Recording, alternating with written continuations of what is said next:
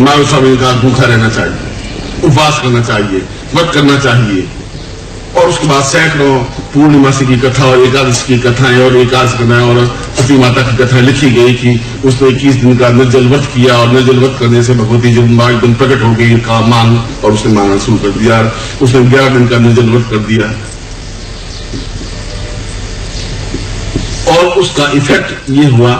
महावीर स्वामी के सामने तो मैं तो जैन धर्म की भी इतनी प्रशंसा करता हूँ जितनी मेरे हिंदू धर्म की प्रशंसा है, जितना मुस्लिम धर्म की प्रशंसा है, जितना बौद्ध धर्म की प्रशंसा है। उनके प्रति भी मेरा उतना ही रिस्पेक्ट, सम्मान है, महावीर के प्रति भी, बुद्ध के प्रति भी। मगर महावीर स्वामी भी एक इतिहास पुरुष थे, बुद्ध भी अपने आप में इतिहास थे। भगवान तो हमने बना दिया उनको। राम और कृष्ण भी अपने आप में इतिहास में एक पैदा हुए व्यक्ति, राजा के पुत्र थे, अहिल के पुत्र थे। हमने अपने एक स्वभाव रहा है कि जब हम मर जाते हैं या मृत्यु को प्राप्त हो जाते हैं तो पूर्वजों को बड़ा सम्मान देते हैं, ताजमहल बना देते हैं, मरने के बाद स्टेच्यू बना देते हैं, उनकी और लंबे चौड़े उनके कर देते हैं। जिंदगी जी उसको हम सम्मान नहीं दे पाते।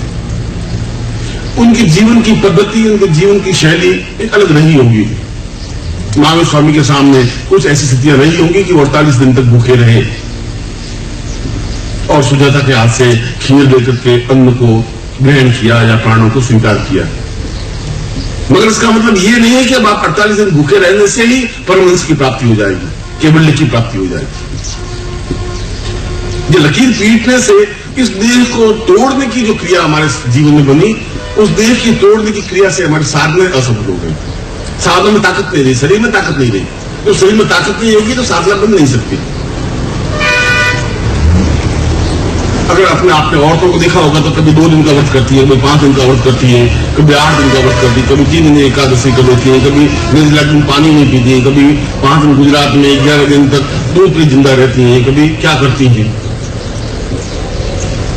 और साधुओं को देखा होगा तो 5 तरफ अग्नि जला देते हैं, अग्नि जलाते के बीच में बैठ जाते हैं। इधर भी अग्नि जल रही है और सर्दी की ऋतु होगी तो पानी में खड़े होकर साधना करेंगे, गर्मी की ऋतु होगी तो अग्नि के बीच में बैठ करके साधना करेंगे, अंगारे ऊपर सिर के ऊपर रख देंगे, सिर के ऊपर अंगार रख करके साधना करेंगे। ये सब कुछ एक चमत्कार तो हो सकता है। यह सांप को यूं लटका करके तो मैं आपको बता सकता हूं, देखो मैंने जिंदा सांप लटका दिया, मगर साधना का इससे कहीं कोई संबंध नहीं है। शास्त्र में ऐसा कोई संबंध नहीं है। शास्त्र ऐसी बात स्वीकार नहीं करता। मार्कंडेय ने कहा कि जो ऐसा करता है वो साधक बन ही नहीं सकता, क्योंकि वो ठूंठ बन जाएगा, उसमें सरसता नहीं रहेगी, उसमें हृदय नहीं रहेगा, उसका भाव पक्ष नहीं बनेगा। जो भाव पक्ष नहीं बनेगा तो फिर मेरे श्लोक को भी नहीं समझ पाएगा। जो भाव पक्ष नहीं बनेगा तो प्रकृति को भी नहीं समझ पाएगा, आनंद नहीं ले पाएगा, न नृत्य में, न संगीत में, न गीत में, न गायन में, न जीवन में, न पद्धति में। ऐसा सूखा और नीरस जीवन आने वाले साधकों का, शिष्यों का होगा, ऐसा उसने कहा होगा। इसलिए होगा कि जब कुछ नहीं जानकारी है तो ये जानकारी है। जब आपको क्या कुछ ज्ञान नहीं, नदी में खड़े होकर के आप मंत्र जाप कर रहे हैं। नदी में खड़े होने से मंत्र जाप से आपस में कोई संबंध नहीं है।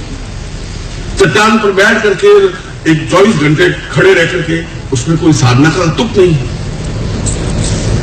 ऐसे कई आपने हठ योगी देखिए जो कांटों पे सोए हुए होते हैं और साधना करते हैं। नीचे कांटे बिछा देते हैं, कीले बिछा देते हैं। कीलों पे कभी आप अभी उज्जैन के कुंभ में जाएंगे ऐसा आपको सैकड़ों साधु मिलेंगे। नीचे कीले बिछी हुई है, सो रहे, और हम बड़े चमत्कार। इन साधु कीलों पे सोया हुआ है। कीलों पे सोया हुआ साधु अपने आप में साधु नहीं है, वो एक अजायब घर है, एक चमत्कार है। साधना का उससे कोई संबंध नहीं है। मैं आपके मानस के जो धुंध के पर्दे थे उनको दूर करने की कोशिश करता हूं कि शरीर को तोड़ने से और शरीर को सुखा देना जीवन का सौभाग्य नहीं है, ये साधना नहीं है। जीवन को अत्यंत आनंदयुक्त बना देना जीवन की परिभाषा है।